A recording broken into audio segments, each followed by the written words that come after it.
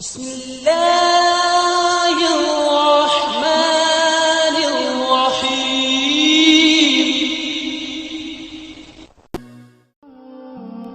حضرت ابو ربیع رحمۃ اللہ علیہ فرماتے ہیں کہ میں نے ایک گاؤں میں ایک نیک عورت کی شہرت سنی جس کا نام فضہ تھا۔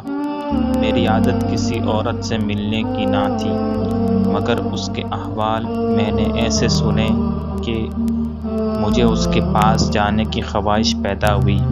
میں اس گاؤں میں گیا اور اس کی تحقیق کی تو مجھے لوگوں نے بتایا کہ اس کے یہاں ایک بکری ہے جس کے تھنوں سے دودھ اور شہد دونوں نکلتے ہیں۔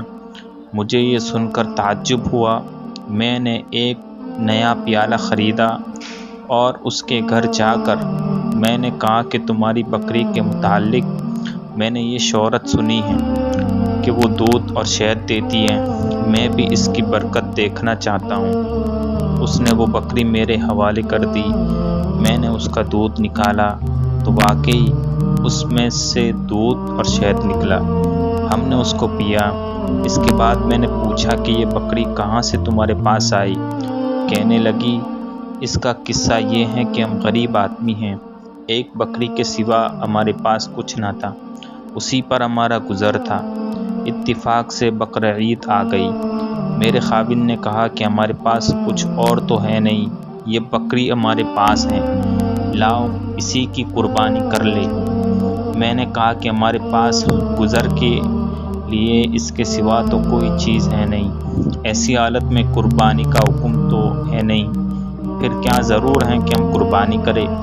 خاوند نے یہ بات مان لی اور قربانی ملتوی کر دی۔ اس کے بعد اتفاق سے اسی دن ہمارے یہاں ایک مہمان آ گیا تو میں نے خاوند سے کہا کہ مہمان کا اکرام تو حکم ہے اور کوئی چیز تو ہے نہیں، اس بکری ہی کو ذبح کر لو۔ وہ اس بکری کو ذبح کرنے لگا۔ مجھے یہ خیال ہوا کہ میرے چھوٹے چھوٹے بچے اس بکری کو ذبح ہوتے دیکھ کر رونے لگیں گے، اس لیے میں نے کہا کہ باہر لے جا کر دیوار کی آڑ میں ذبح کر لو، بچے نہ دیکھے۔ وہ باہر لے گئے اور جب اس پر چھری چلائی تو یہ بکری ہماری دیوار کے اوپر کھڑی تھی اور وہاں سے خود اتر کر مکان کے صحن میں آ گئی۔ مجھے یہ خیال ہوا کہ شاید وہ بکری خاوند کے ہاتھ سے چھوٹ گئی۔ میں اس کو دیکھنے باہر گئی تو خاوند اس بکری کی کھال کھینچ رہے تھے۔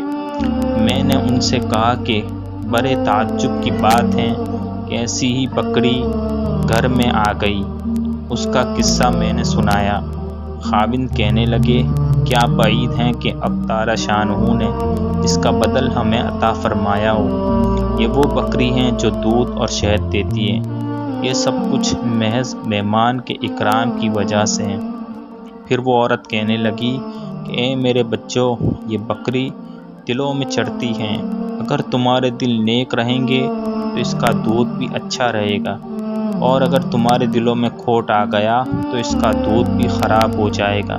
اپنے دلوں کو اچھا رکھو، ہر چیز تمہارے لیے اچھی بن جائے گی۔